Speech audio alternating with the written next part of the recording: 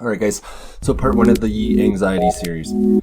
So this part is just to kind of briefly and concisely explain what anxiety is. I'm not going to go into a whole bunch of details, but just to give you an idea. Best way I could put it is anxiety is our body's physical response to a significant threat, danger, or a severe stress.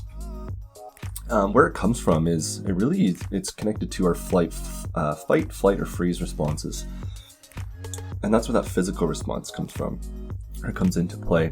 So if I'm walking down a hiking trail and I see a grizzly bear, my body is going to go into a state of alertness, and my body might react in terms of a fight, flight, or freeze.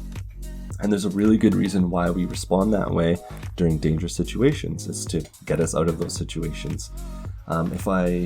If my body reacts in sort of a fight mode, I'm going to have increased blood to my muscles, which may allow me to get out of the situation more quickly and increase the capacity of my muscles. So again, there's a really good response, physical response, and a really good reason why we would experience that.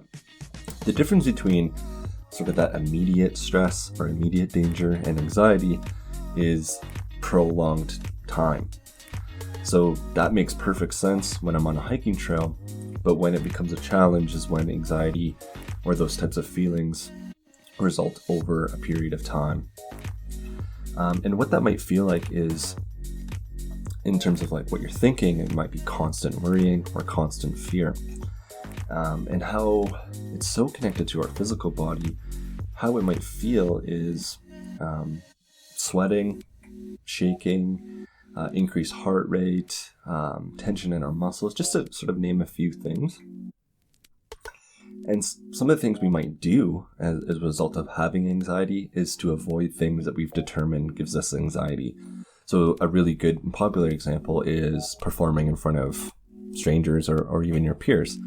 So to do an oral presentation. So one thing we might do, because we don't want to experience those feelings of anxiety, is to avoid that situation. So maybe we skip class or we avoid work because we don't want to give that presentation.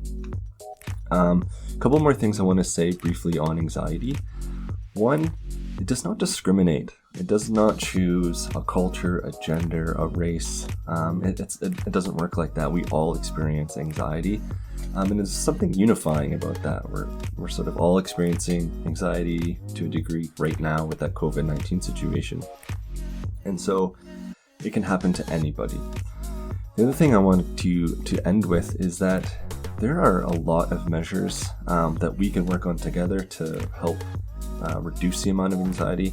But there's also things you can do on your own as well to reduce the amount of anxiety. And those are some of the things we'll talk about. So I want to end with saying anxiety is absolutely manageable and treatable. Okay, so that's part one. Part two is coming soon. Peace out, guys.